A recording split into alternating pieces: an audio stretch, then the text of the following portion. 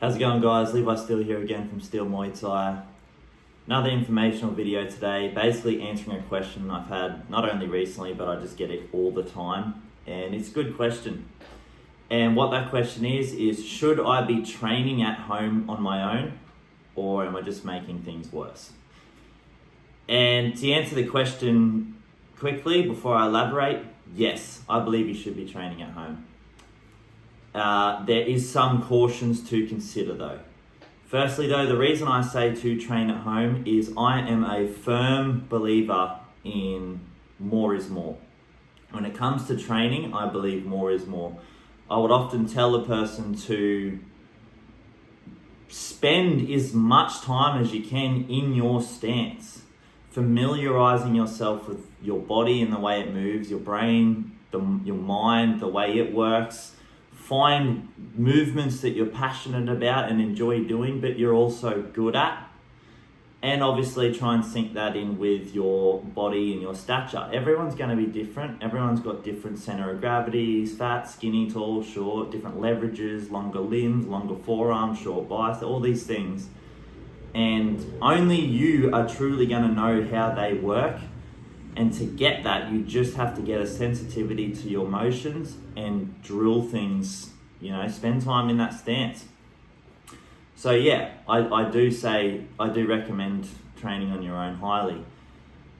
However, here's the cautions to it, guys.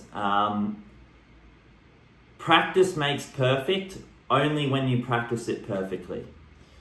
A quote I often recite to people, you can't go in there and just drill something crap and expect it to fall into place eventually. You'll just get really good at the way you're doing it.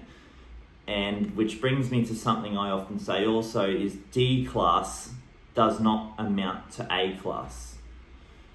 If you're sort of going in there and swinging for the fences and you're not focusing on footwork and things like this, you're never going to beat that person that's just repped the A class. If you look at someone like Canelo, for example, in boxing, that's not someone that has done D class all their life and then just one day got good.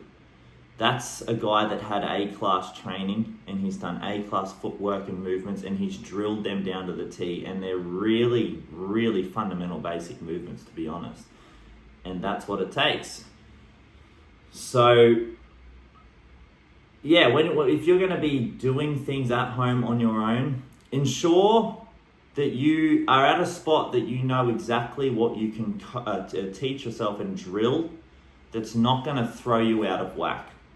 If you're on your first month and you're looking to train at home and you're worrying about how hard you can punch, but you don't really understand the footworks behind a jab or a cross or weight transitioning and stuff like that, then you're going to encounter a problem. What typically happens is, and jiu-jitsu is a shocker for this as well, people get so caught up in doing like submissions or these big fancy things, sweeps, right? And they can't do basic hip escapes. Muay Thai, obviously, people get so caught up in punching, and I know that at the end of the day, you are just hitting somebody in the face, but it all starts at the feet. The feet's your soul of Muay Thai, pun intended. So it's,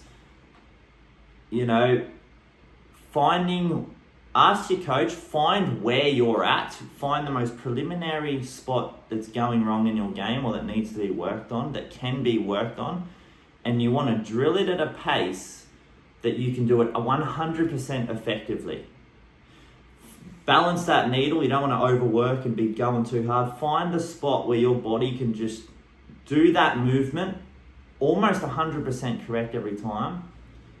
And each rep that you do through repetition, you keep honing the skill. Okay, I've got to turn my wrist. Okay, more core. Turn my wrist. Me personally, I'll get like a jab going, and then I will start to get almost like a trifecta of problems that continuously go wrong based on the most preliminary problems in my game, i.e. my footwork or the way my hips turn, or maybe it is my core, and then I'll just rep those things out and I'll just juggle those flaws with each rep, and soon one of them will actually start to not be a flaw as often, and then you add another third one and that one will kind of slowly disappear out of the hierarchy of mistakes basically.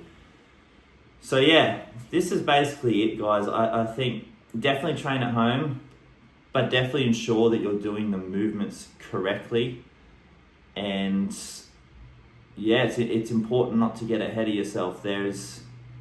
Empirically, there's two types of people that I find when coaching that I have to watch out for mainly. And the first one cares about the process more than the result, because they know if they do all the steps correctly, the result's going to come out good. But then there's people that care about the result, not so much the process. They're normally your go-getters. They just get in and start, and normally you'll look at their work after and they've made a lot of mistakes. The job's done, but you're like, nah, it's a bit rough around the edges. The issue with people that care about the process, not the result, they end up overthinking and do nothing.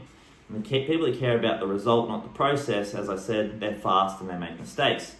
This is like the brakes, and this is the accelerator. You need both, but not at the same time. So find out the exact knowledge and the way to do it. Find out how to do it and make sure you know. And then you can get home and you can rep that thing out constantly. Make sure you understand it. And if you have a question, reach out to your coach. That would be my advice when it comes to training at home, guys. But I highly recommend you do it. Spend as much time in your stance as you can. Familiarize yourself with the way your body works and the way it feels. And go from there. Thanks for watching, guys. Like and subscribe.